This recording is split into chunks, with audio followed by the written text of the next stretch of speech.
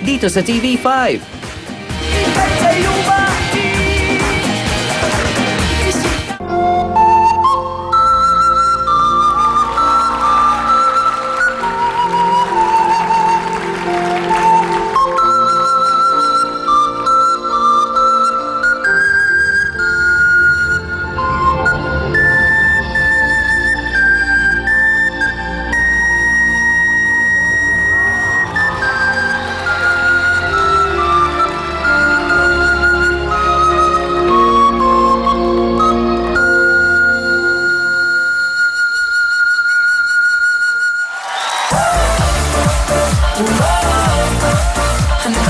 Nagbabalik ang nag-iisang talentadong Pinoy Kids.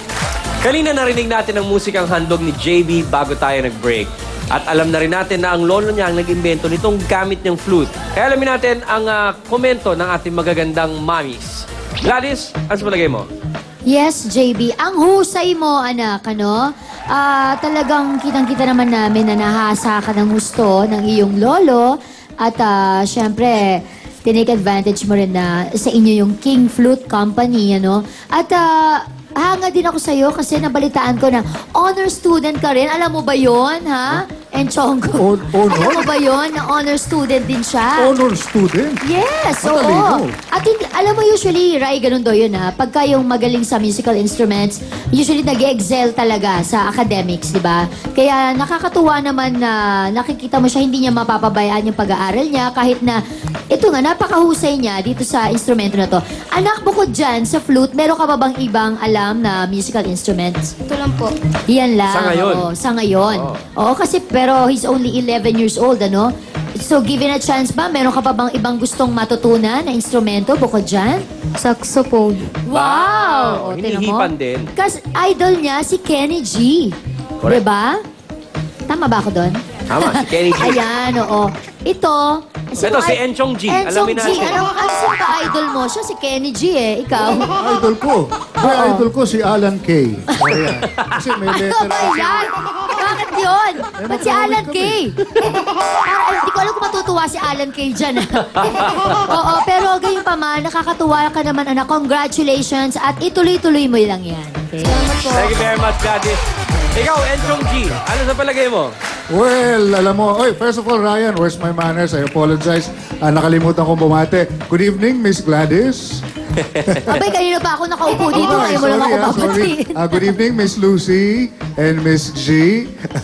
Magandang gabi sa inyo. Well, according to the book I read, yung The Flute, You are a well-read monkey, ha? May pabasa-basa ka pa ng Oo, libro. nagbabasa Marunong ka ako. ba magbasa? marunong naman. Paminsan-minsan nagbabasa ako at nabasa ko na yung palang flute ay isang instrument na hindi madaling patugtugin. Kahit hipan mo ng magdamag yan, Miss Gladys, kung hindi ka talaga, alam mo na, yung wala kang musical inclination. Mabigat yun. Hindi madaling patugtugin. I-N. Kalain mo yun lang, binasa mo pa? Oo. Yun lang kaalaman na yun? Isang araw kong ang binasa yun. Sabi ko, flute, mahirap daw patugtugin. Pero ang maganda dyan, kahit flute pa lang yung pinapatugtug mo, dahil gusto mo palang matuto ng sax, yung feel na feel mo, kala mo, sax na yung pinapatugtog mo eh. Ang ganda. Very good. Thank you very much, Enchong G. What about you, Miss Lucy G? Naku, Ryan, marunong talaga ang Diyos, no? Kasi butin lang hindi pa ako buntis. Isipin mo, linggo-linggo yan ang makikita ko. Makapaglihan ko pa, Diyos ko. Okay, JB. Your talent is very impressive. It's very impressive kasi hindi siya yung usual natin na sayaw or kanta. Not that there's anything wrong with that, but this kind of talent kasi really takes discipline. Alam natin na talagang oras ang pinupuhunan mo dyan. And yung ano mo, naaaliw ako kasi yung aura mo, parang bumabagay dun sa talent mo. You're like a lumang tao. Parang kang lumang tao. Lumang tao Lalo amag-amag to si... Yeah, like an old soul. I mean that in a Like old positive soul, way. oh. Yeah, parang he just likes the old things. May and then- dignidad ang tindig ba? Oo, may dignidad. Tapos yung, parang he's very mild-mannered. He's a little gentleman. Aha. He's a little gentleman and you have a very beautiful talent that you're showcasing tonight. Thank you for being on the show. Salamat po. Thank you very much, Miss Lucy G. O ngayon, tanong natin si G. Hi, JB. Kamusta ka na? Ninenervyos ka ba? Opo. Talaga, alam mo, sa pag-play mo ng flute kanina, hindi namin napansin yon. Napakaganda nga ng disposition mo, sabi ni Congresswoman Lucy Gomez. Ayan. Totoo, very maaliwalas.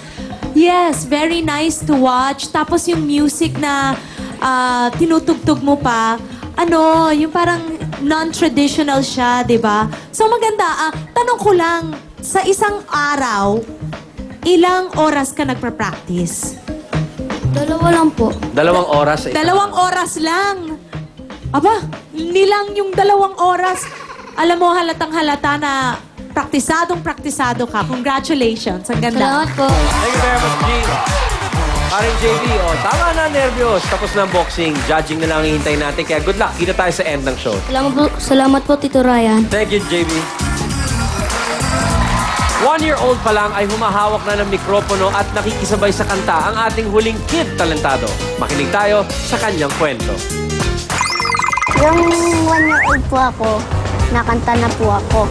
Nakanta na po ako, bale po, buo na po yung salita ko nun. Nung 1-year-old pa si Neil, nakita na namin ang talent sa pagganda yung bata. Kasi talagang nakikita ko sa kanya, pag nandiyo kami sa sala, nagkakanta kami, talagang siya rin ay sumasabay din siya sa pagganda namin. Naman ako po yung pagkanta kay mama at kay papa.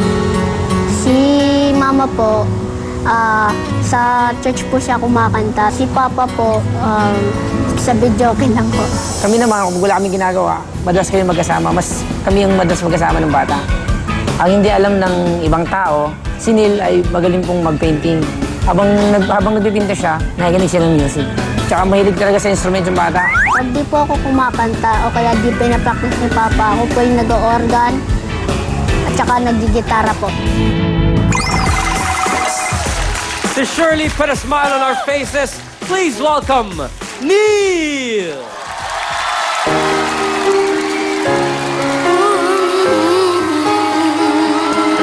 Every day, my open heart and all the love is such unconditional. As it will never get you and say nothing that I won't ever hesitate to give you more. 'Cause baby, you won't ever work for nothing.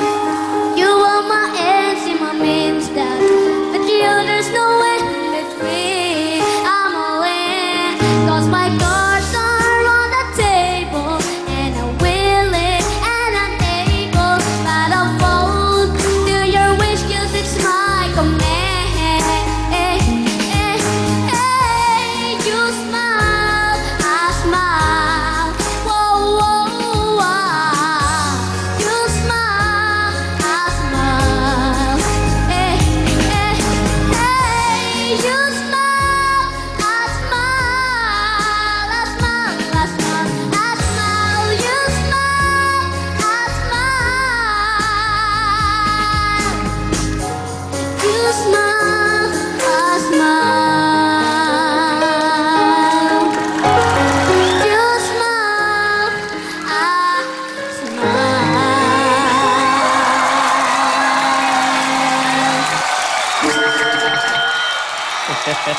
Salamat po.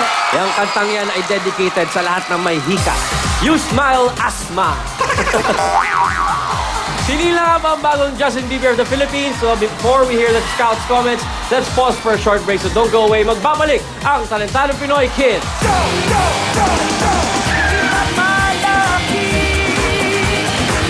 Tatlo pa ng hinahanap para sa quarterfinals ay maghaharap. Sino sa kanila ang matatanggap at matupad ang kanilang pangarap bilang Talentadong Pinoy Kids?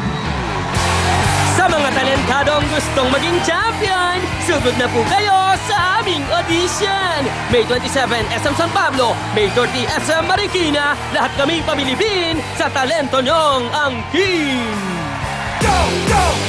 Don't go away. Magbabalik ang Talentadong Pinoy dito sa TV5.